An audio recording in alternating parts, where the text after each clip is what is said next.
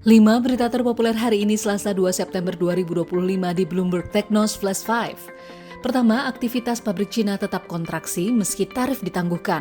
Aktivitas manufaktur Cina tetap terkontraksi pada Agustus. Indeks Manajer Pembelian atau PMI manufaktur resmi sebesar 49,4, sementara aktivitas non-manufaktur di sektor konstruksi dan jasa naik menjadi 50,3 dari 50,1 bulan lalu.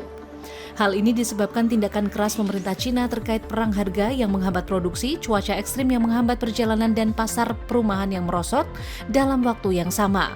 Sementara upaya pemerintah menekan produksi dalam negeri justru memperburuk dampak tarif. Penurunan aktivitas pabrik berkepanjangan memicu perlambatan ekonomi di Cina yang melemah tajam pada Juli meski hubungan dagang dengan Amerika Serikat stabil setelah penangguhan tarif bagi barang Cina selama 90 hari.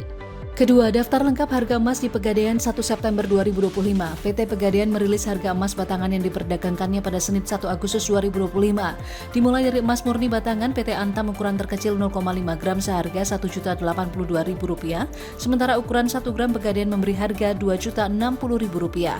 Kemudian untuk emas batangan cetakan PT UBS ukuran 0,5 gram seharga Rp1.075.000 dan ukuran 1 gram Pegadaian menjualnya dengan harga Rp1.987.000. Untuk emas batangan keluaran Galeri 24 ukuran 0,5 gram Pegadaian menjual di harga Rp1.033.000, sedangkan untuk ukuran 1 gram dihargai Rp1.967.000. Ketiga, kata Sri Mulyani usai rumahnya dicerah massa.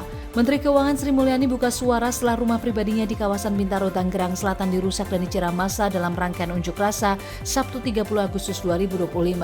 Sri Mulyani menyampaikan permohonan maaf atas banyak kekurangan dari kinerja pemerintah. Ia juga mengucapkan terima kasih pada berbagai elemen masyarakat, termasuk netizen, guru, dan dosen atas kritik sebagai bagian dari pembangunan Indonesia.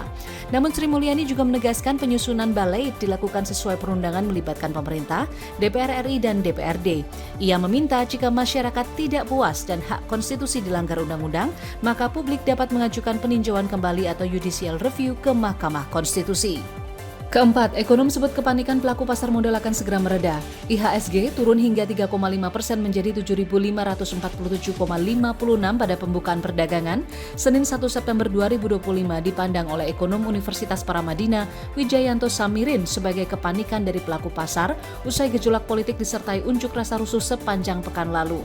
Namun hal ini akan segera mereda. Adapun sejumlah saham menjadi pemberat laju IHSG pada perdagangan sesi 1 di pagi hari kemarin, termasuk saham Big Caps, yaitu saham DCII, saham Bank BRI atau BBRI, saham Bank Mandiri atau BMRI, hingga saham Bank BNI atau BBNI. Pelemahan IHSG ini kemudian terkikis setelah Menteri Koordinator Bidang Perekonomian Erlangga Hartarto menyampaikan agar dunia usaha tetap tenang setelah serangkaian gejolak sosial dan politik di Indonesia. Kelima, masihkah ada cara selamatkan industri tekstil RI dari krisis? Ekonom Universitas Paramadina Wijayanto Samirin menilai industri tekstil Indonesia dapat kembali pulih. Hal ini dibuktikan dengan kinerja ekspor tekstil Indonesia yang pada kuartal 1 2024 meningkat 0,19% atau senilai 2,95 miliar dolar Amerika Serikat. Wijayanto pun membeberkan 6 strategi yang bisa dilakukan pemerintah agar memulihkan industri tekstil Indonesia.